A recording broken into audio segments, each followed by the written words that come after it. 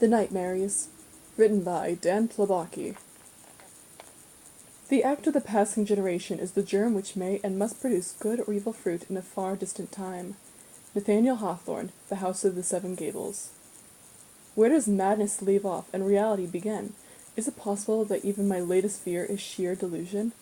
H.P. Lovecraft, The Shadow over Innsmouth. The girl's got sass, said the old man with a snarl, but that's never stopped me before. Ogden Kentwell, The Clue of the Incomplete Corpse, a Zelda Kite mystery. Invisible Things. Prelude. The Mayfair Apartments, New Starkham, Massachusetts. On a Tuesday afternoon in early March, Zilpha Kindred prepared to do the laundry, as she'd done almost every Tuesday over the past 40 years. This week, though, the old machine in her apartment was broken, so she left her schnauzer Mix, an inquisitive little dog named Hafiza, and wheeled the laundry basket to the elevator.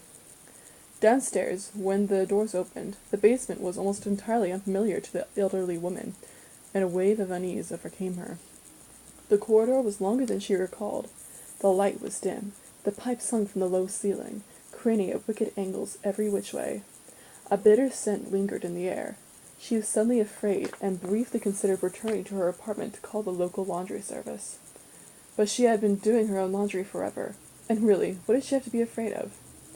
Zilpha walked for what seemed like an eternity before turning toward the laundry room. Its flickering fluorescent light instantly made her dizzy. She wished then she had followed her earlier instinct and turned around. But she figured the job would be quick, and then she could go back upstairs and carry on with her day. In the meantime, she'd brought an old paperback to keep her company. She filled and started the washer, then sat and waited and read her book. The water cycled. After a few minutes, Zilpha heard a thumping noise inside the machine. It became a hard, constant banging, as she'd accidentally dropped a shoe in with the detergent. When she opened the lid, she found the basin filled with soapy water. Whatever was making the sound was hidden at the bottom. With a huff, she rolled up her sleeve and reached in, digging through the wet clothes. Finding nothing unusual, she closed the lid. Whirling, the machine started up again. But before she sat down, the thumping noise returned. She thought it might just be the shifting weight of the load working itself out somehow. She listened for a few more seconds before opening the lid again. To her surprise, a red froth had boiled at the water's surface. Unlike the suds she'd seen earlier, there was a new substance, which reminded her of fat particles that rise to the top of a soup broth, oily like meat. And worse, that bitter scent she encountered when the elevator door had opened was stronger now, as if coming from the red water. Her first instinct was that there was a problem with the machine, or possibly the pipes. She decided to try another washer. Disgusted, she slowly reached into the basin to remove the pile of wet clothes.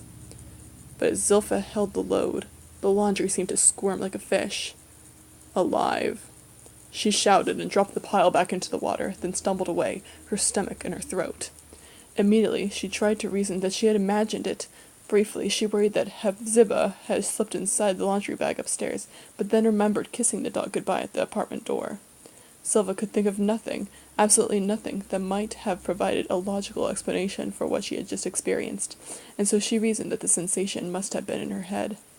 She eased her breathing, trying to calm her nerves. As she peered into the basin where the clothes had sunk beneath the surface, her own dark reflection stared back from behind chunks of gristle. White globs of gore clung to her blank silhouette. Then the lights flickered, and she could not bear another moment in that horrible basement. She decided to find Mario, the doorman, upstairs. She didn't care if she came across as a foolish old ninny, but when she headed back toward the long hallway, she heard something splash behind her.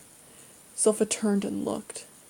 The lights dimmed further, as if playing a game. Then the entire washer lurched toward her so violently the cords and pipes pulled out of the wall.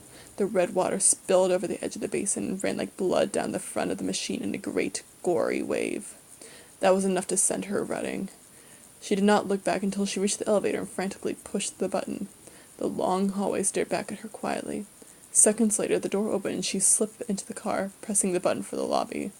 But before the door slid shut, Zilpha saw a man come around the corner at the end of the hallway. She could not see his face, but she knew him nonetheless. He stood there in his tall, dark overcoat watching her, as he had watched her in her memories for so many years. As the door closed between them, she felt herself slipping away. By the time the elevator reached the lobby, she was unconscious. She woke in a hospital bed. Mario had found her and called an ambulance. The doctor explained that Zilpha's daughter and granddaughter were on their way from New Jersey to help take care of her, but this news did not calm the old woman. If what she'd seen in the basement was real, she would have wished Sarah and Abigail to be as far from New York, or New Stark in Massachusetts, as possible.